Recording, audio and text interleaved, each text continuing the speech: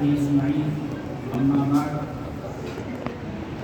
عن عثمان رضي الله تعالى عنه قال عن النبي صلى الله عليه وسلم: خيركم من تعلم القرآن وعلمه.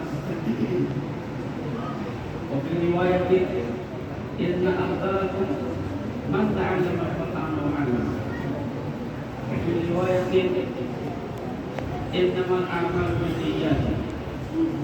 محترم حضرات، معزز اساتذہ کرام، جملہ اساتذہ کرام، مدرسہ حضرات، طلبہ عزیز، دوستوں بزرگوں، مولانا ولی الرحمان صاحب کے تعارف کرانے کی وجہ سے آپ کو یہ شبہ نہیں ہونا چاہیے کہ جسے مولانا بلا رہے ہیں وہ کوئی بہت بڑا مقابل ہے، یا جو روایتی طرز سے مقابل ہوتے ہیں دھواندھار طریقے سے تقریر کرتے ہیں، تو میں پہلے ہی معذرت کر دیتا ہوں کہ میں دھواندھار تقریر نہیں کرتا ہوں۔ ہاں، وقت اور ضرورت کے اعتبار سے کوئی باتیں اگر مناسب معلوم ہوتی ہیں تو سادے انداز میں اس کو پیش کرنے کی کوشش کی جاتی ہے، باقی وہ دھواندھار طریقے سے تقریر انشاءاللہ جیسے آپ سنیے گا اس میں مختلف آئیں گے اور آپ حضرات کا انتظام انشاءاللہ رہے گا۔ ابھی کچھ جو ضروری باتیں عرض کرنی ہے مجھے وہ مختصر طور پر بیان کر دینا چاہتا۔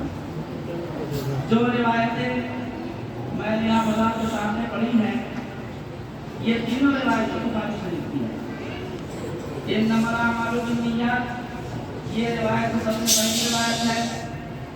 اس کے بعد خیرکم من تعلم القرآن وعلمہ، اسی طرح ان افضلکم من تعلم القرآن وعلمہ، یہ دونوں روایتیں بخاری کی مثالی کی ہیں۔ مجھے جو عرض کرنی ہے بات وہ ان طلبہ کے تعلق سے بھی ہے جنہوں نے آج قرآن پاک کی تکمیل کی سعادت حاصل کی ہے، اور ان کے تعلق سے بھی عرض کرنا ہے جو پہلے کبھی کسی وقت کسی زمانے میں حافظ قرآن ہو چکے ہیں۔ اساتذہ کرام کے تعلق سے بھی کچھ باتیں عرض کرنی ہیں اور کچھ باتیں ان گارجین اور سرپرستوں سے بھی عرض کرنی ہے جن کے بچے حفظ قرآن کے تعلق سے محنت میں لگے ہوئے ہیں۔ سب سے پہلے میں اساتذہ کرام کے تعلق سے جو بات ہے وہ عرض کر دیتا ہوں۔ اسی روایت کے اندر جو راوی ہے جنہوں نے حضرت عثمان رضی اللہ عنہ سے روایت کی ہے ان کا نام ابو عبدالرحمن سلمی ہے، اور ان سے جنہوں نے یہ روایت کی ہے ان کا نام سعد بن عبیدہ ہے۔ سعد بن عبیدہ اپنے استاد ابو عبدالرحمن سلمی کے بارے میں کہتے ہیں کہ انہو اقرا بامرأۃ عثمان حتی کان حجاج، کہ ہمارے استاد ابو عبدالرحمن سلمی حضرت عثمان غنی رضی اللہ عنہ کے زمانے سے قرآن پڑھانا شروع کیا، حجاج بن یوسف کا زمانہ آ گیا۔ بتانا یہ چاہتے ہیں کہ ہمارے استاد نے ایک لمبے زمانے تک قرآن کی خدمت کی۔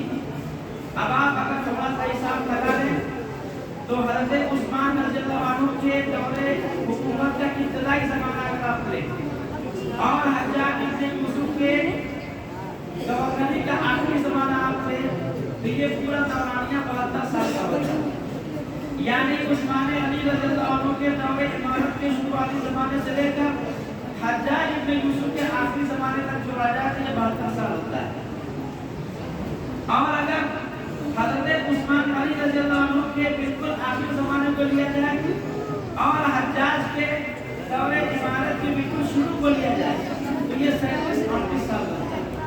یعنی یہ بتانا چاہتے ہیں کہ ہمارے استاد ابو عبدالرحمن سلمی نے تقریباً 40-50 سال کو ان کو پڑھایا ہے۔ یہ تو ہو گئی اساتذہ کے تعلق سے گفتگو۔ یہی ابو عبدالرحمن سلمی کہتے ہیں ذالک الذی اقعدنی مقعدی ھذا، کہ یہی حدیث جو میں نے حضرت عثمان سے سنی تو اسی حدیث کی وجہ سے میں اس مقام پہ بیٹھا ہوں جہاں تم مجھے آج دیکھ رہے ہیں۔ یعنی صرف ایک حدیث کو سننے کی وجہ سے وہ اس کار خیر میں لگ گئے۔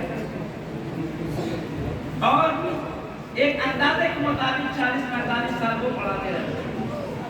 یہ حوصلہ ہے ان لوگوں کا جو رسول اکرم صلی اللہ علیہ وسلم کی باتوں پہ اعتماد اور بھروسہ کرتے ہیں۔ باتیں تو بہت سنی جاتی ہے اور کہی جاتی ہے۔ اب تو جتنے جلسے اور جلوس اور جتنے اصلاح معاشرہ کے جلسے اور مجلسیں اور جتنے تبلیغی جماعت میں چلے اجتماع جوڑ توڑ جتنے بھی ہو رہے ہیں پہلے نہیں ہوتے تھے۔ اب جتنی اللہ اور رسول کی قرآن و حدیث کی بات اب جتنی ہو رہی ہے پہلے کسی زمانے میں نہیں ہوتی تھی، لیکن اب حالت پہلے جیسی نہیں رہی۔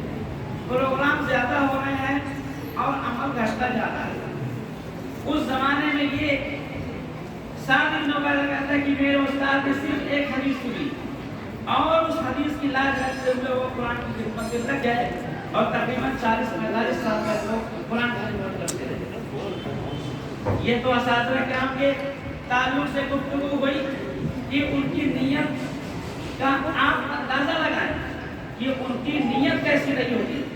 یا بعد کے دور میں جب پڑھنے پڑھانے کے تعلق سے لوگوں کا جڑنا اور نیتوں کا تبدیل ہونا ہو گیا ہے، کیا اس زمانے میں یہ چیز رہی ہوگی؟ وہ خود کہتے ہیں کہ اس حدیث کو سننے کے بعد میں اپنے اس مقام پر بیٹھ گیا ہوں اور اتنے زمان اس میں پڑھا رہا ہوں۔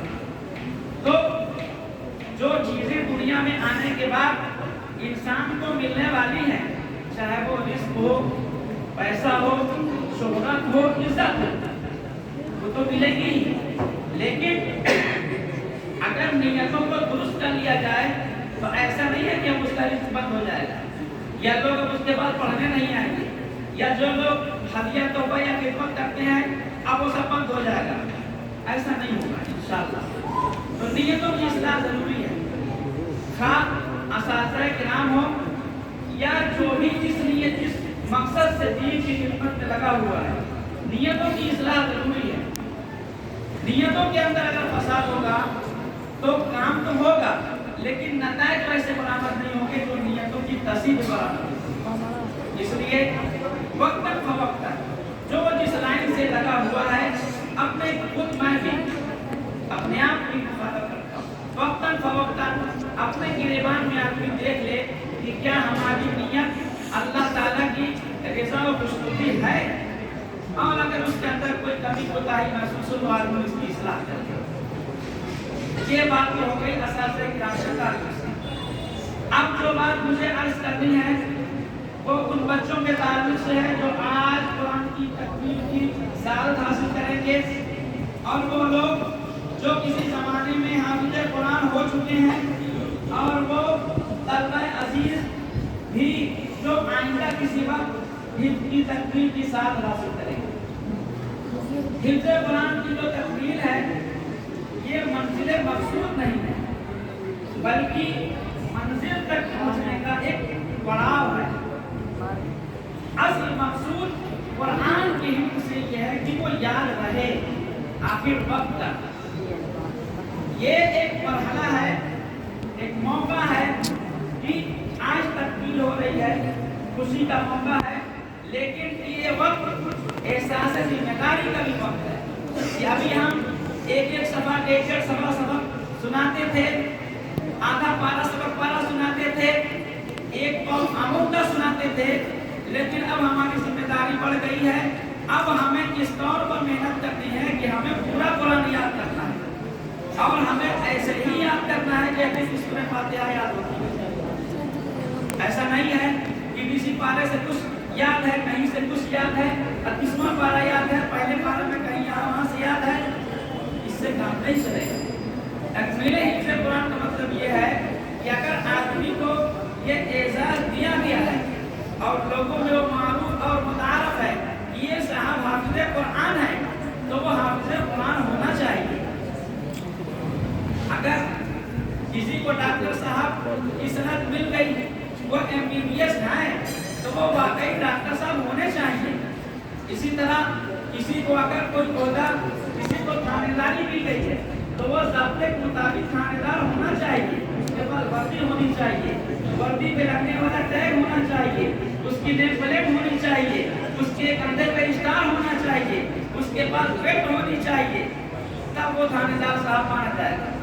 वरना अगर होम ड्रेस में है तो वो खाने के बाद थानेदार साहब नहीं है, वो एक आम आदमी है। इसलिए अगर किसी को ये एहसास आज मिल रहा है, किसी को ये एहसास पहले मिला है, किसी को ये एहसास बाद में मिलेगा, सारे हजरात ये बात कान खोलकर सुन ले।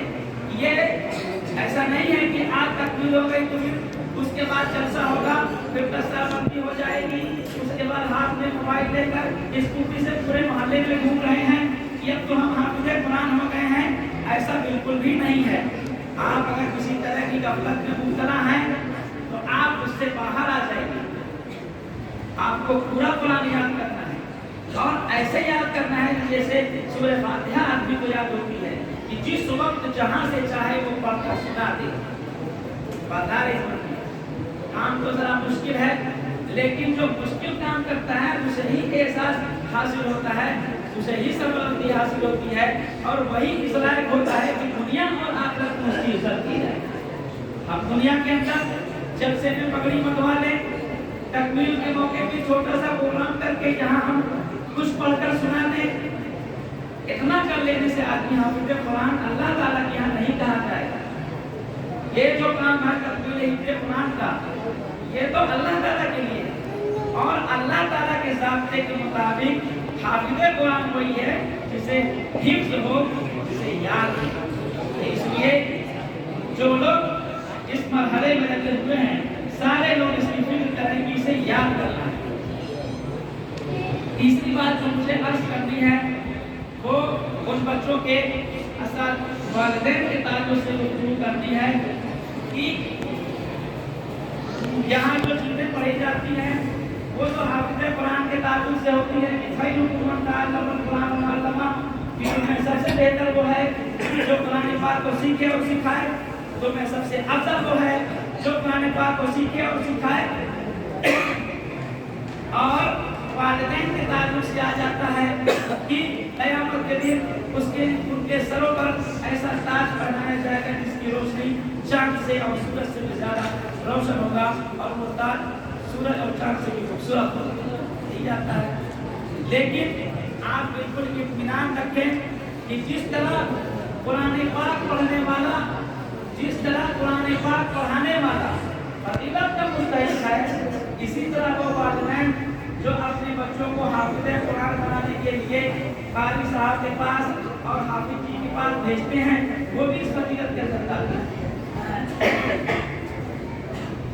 हाथ धोना, मुंह धोना, पैर धोना, इसी तरह सर पे मसा करना ये इबादत नहीं है, लेकिन यही हाथ धोना, पैर धोना, मुंह धोना और मसा करना अगर नमाज पढ़ने के लिए तो फिर वो वज़ू इबादत होता है। क्या नहीं है मकासद के एतबार से जो उसके सवाब होते हैं उनका वही दर्जा होता है। किसी के सामने नाक रगड़ना ये फजीलत की चीज नहीं है, या इसी तरह किसी के सामने पेशानी रखना ये फजीलत की चीज नहीं है, लेकिन अगर नमाज के अंदर नाक रखी जाए और पेशानी रखी जाए तो ये बाइसे सवाब है। इसी तरह जो वालिदैन अपने बच्चों को खालिस नियत से कारी साहब के पास या हाफिज़ के पास पढ़ने के लिए भेजते हैं, उसकी माहाना फीस अदा करते हैं और जरूरत पड़ने के वक्त मदरसे में जो घटा बड़ा रहता है उसको पूरा करते हैं। तो ये हिफ्ज़े कुरान का जो सिलसिला है एक तालिब इल्म और एक उस्ताद के दरमियान, तो इस फजीलत के अंदर उस घर के वालिदैन और उसके जिम्मेदार भी शामिल है कि उन्होंने अपने बच्चे को भेजा और उसके वक्त को इस तौर पर फारिग किया है कि वो किसी और काम में मुब्तला ना हो, बल्कि अपने आप को पूरे तौर पर इसमें मशगूल रखे। उसके हिस्से का काम दूसरे भाई और बहन और उसके बाप और दादा करते हैं, इससे कोई काम नहीं कराया जाता है, इसकी जरूरियात को पूरा किया जाता है। तो आप बिल्कुल इत्मीनान रखें कि जिस तरह वज़ू अगर नमाज के लिए हो, जिस तरह वज़ू तिलावत कुरान के लिए हो, इबादत होता है, इसी तरह वो वालिदैन जो हिफ्ज़े कुरान के लिए भेजते हैं वो भी इस फजीलत के अंदर इंशाअल्लाह दाखिल। आखिरी बात मुझे आज करनी है कि हमें जिस तरह फिक्र होती है अपने लड़कों को हाफिज़ बनाने की, उनकी दीनी तरबियत की, فکر ہوتی ہے ان کی اخلاقی تربیت کی، اسی طرح کی فکر ہمیں اپنی بچیوں کی بھی کرنی ہے۔